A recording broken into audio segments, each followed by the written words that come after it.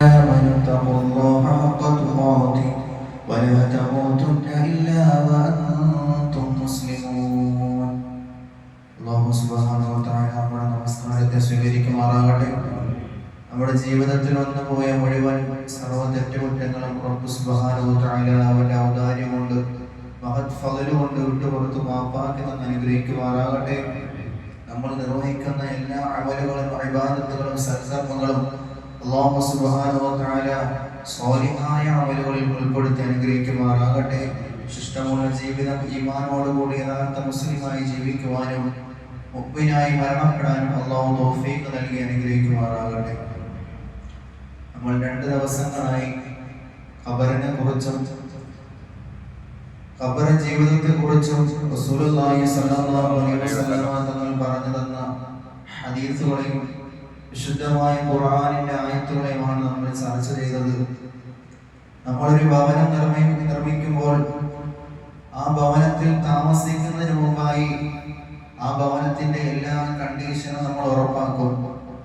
വെളിച്ചത്തിന് വേണ്ടി light fit ചെയ്യും, ചൂടുണ്ടാകാതിരിക്കാൻ വേണ്ടി ഫാന്, AC പോലുള്ളത് നമ്മൾ ഫിറ്റ് ചെയ്യും, കിടക്കുന്നതിന് വേണ്ടി കട്ടിലുകൾ ഡബിൾ ബെഡായാലും ട്രിപ്പിൾ ആയാലും നമ്മൾ കട്ടിലുകളെല്ലാം സജീവമാക്കിക്കൊണ്ടാണ് നമ്മൾ വീട്ടിൽ താമസത്തിനോട് കയറുന്നത്.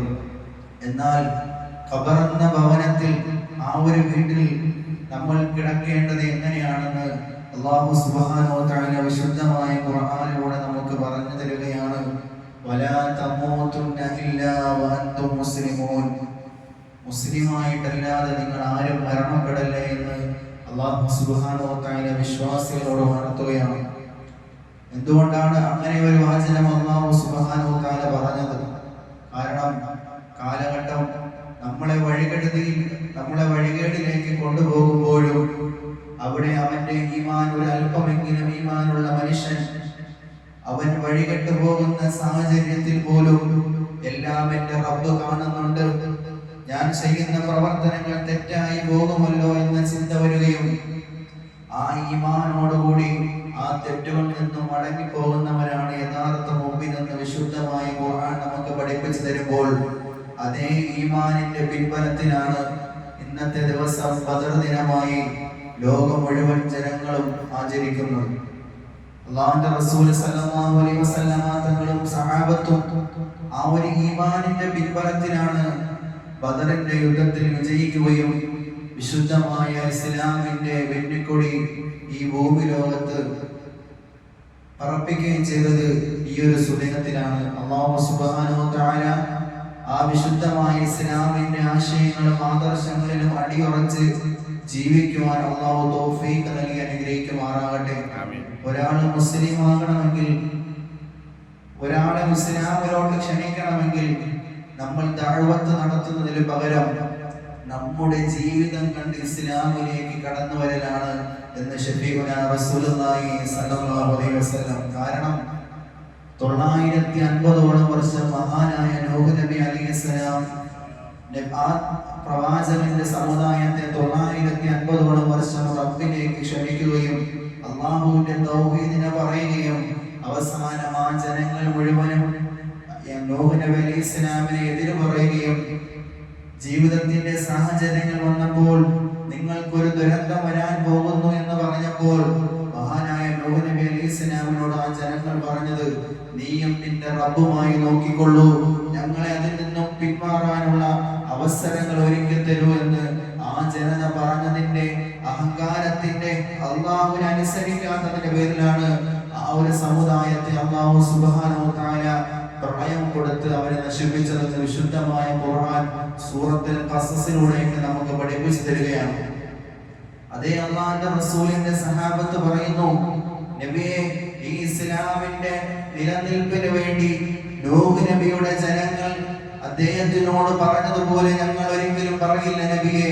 അങ്ങ് എന്താണോ ഞങ്ങളോട് കൽപ്പിക്കുന്നത്, വിശുദ്ധമായ ഖുർആൻ എന്താണോ ഞങ്ങളോട് പറയുന്നത്, അത് അതുവഴി അനുസരിക്കാൻ ഞങ്ങൾ സന്നദ്ധരാണ് എന്ന് 313 സഹാബത്ത് അല്ലാഹുവിന്റെ റസൂലിന് വാഗ്ദാനം നൽകിയപ്പോൾ വിശുദ്ധമായ ഇസ്ലാമിന്റെ ആ ഒരു നിലനിൽപ്പ് അവിടെ സൃഷ്ടിക്കപ്പെട്ടപ്പോൾ ഇന്നും തുടച്ചു നീക്കാൻ വേണ്ടി പലരും ശ്രമിക്കുമ്പോഴും അല്ലാഹു സുബ്ഹാനഹു വ തആല പറയുകയാണ്, പരിശുദ്ധമായ ഇസ്ലാമിനെ സംരക്ഷിക്കുന്നതും അതിനെ നിലനിർത്തുന്നതിന്റെയും ഉത്തരവാദിത്വം ഞാൻ ഏറ്റെടുത്തിരിക്കുന്നു എന്ന് വിശുദ്ധമായ ഖുർആനിലൂടെ അല്ലാഹു പറയുകയാണ്.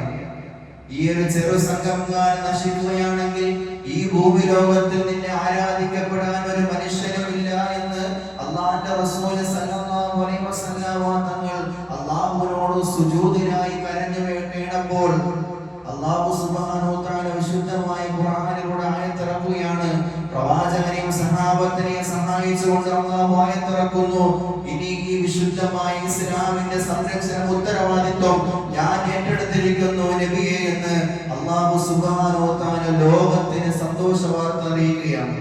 പ്രവാചകനെ അവഹേളിച്ചാലും പ്രവാചകനെ നിന്ദിച്ചാലും പ്രവാചകന്റെ വിശുദ്ധമായ ഇസ്ലാമിനെ ആരെല്ലാം ഇല്ലായ്മ ചെയ്യാൻ ശ്രമിച്ചാലും ഇൻഷാ അല്ലാഹ് ഈ വിശുദ്ധമായ ഇസ്ലാം ഖിയാമത്ത് നാൾ വരെ അത് നിലനിൽക്കുക തന്നെ ചെയ്യുമെന്ന് വിശുദ്ധമായ ഖുർആൻ നമുക്ക് പഠിപ്പിച്ചു തരികയാണ്.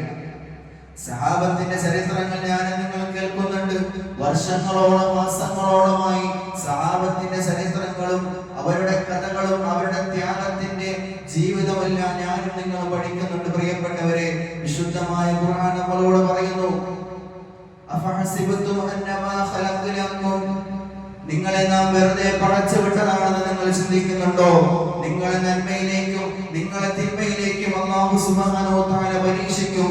അതിൽ നന്മയായ ചുവടുവെപ്പുകൾ ആരാണോ ചെയ്യുന്നത് അവരാണ് വ്യക്തമായ രീതിയിൽ വിജയത്തിന്റെ പടിവാതിൽക്കൽ എത്തുമെന്ന് വിശുദ്ധമായ ഖുർആൻ നമുക്ക് പഠിപ്പിച്ചു തരികയാണ്. ബദരീങ്ങളുടെ ശ്രേഷ്ഠത എന്താണെന്ന് വിശുദ്ധ റസൂൽ സല്ലല്ലാഹു അലൈഹി വസല്ലം തങ്ങൾ പഠിപ്പിച്ചു തരുന്നുണ്ട്. ബദരീങ്ങളുണ്ടോ, ബദർ യുദ്ധമുണ്ടോ എന്ന് പോലും വിമർശിക്കുന്നവരോട് പറയുന്നു, മഹാനായ ജിബ്രീൽ അലൈഹിസ്സലാത്തു വസ്സലാം അല്ലാഹുവിന്റെ റസൂലിന്റെ അടുക്കൽ വന്ന് പറയുന്നു, നബിയേ, ബദറിലെ ബദരീങ്ങളുടെ ശ്രേഷ്ഠത ഈ ഉമ്മത്തിൽ എത്രത്തോളം വലുതാണെന്ന് പ്രവാചകനോട് ചോദിക്കുമ്പോൾ അല്ലാഹുവിന്റെ റസൂൽ പറയുന്നു, ഹും അഫ്ളലു മിനൽ മുസ്ലിമീന, മുസ്ലിമീങ്ങളിൽ ഏറ്റവും ശ്രേഷ്ഠനാണ് ബദരീങ്ങളെന്ന് അല്ലാഹുവിന്റെ റസൂൽ ജിബ്രീൽ അലൈഹിസ്സലാത്തു വസ്സലാമിനോട് പറയുമ്പോൾ മഹാനായ ജിബ്രീൽ അലൈഹിസ്സലാത്തു വസ്സലാം അല്ലാഹുവിന്റെ റസൂലിനോട് തിരിച്ചു പറയുന്നു, നബിയേ, ബദരീങ്ങൾ മുസ്ലിമീങ്ങൾ ഏറ്റവും ശ്രേഷ്ഠരായതുപോലെ മലക്കുകളുടെ ഇടയിലും അല്ലാഹു സുബ്ഹാനഹു വ തആല ബദറിന്റെ രണാങ്കണത്തിൽ ഇറക്കിയ മലക്കുകൾ മറ്റു മലക്കുകളെക്കാൾ ഏറ്റവും ശ്രേഷ്ഠരായ പദവിയിലാണെന്ന് മഹാനായ ജിബ്രീൽ അലൈഹിസ്സലാത്തു വസ്സലാം തിരിച്ചു മറുപടി നൽകുന്നു. ആ ഒരു യുദ്ധത്തിൽ ഒരു കൊച്ചുകുട്ടിയായിരുന്ന 15നും 20 വയസ്സിനിടയ്ക്കുള്ള ഹാരിസ എന്ന് പറയുന്ന ഒരു സഹാബി, അദ്ദേഹം അമ്പേറ്റ് മരണപ്പെട്ടപ്പോൾ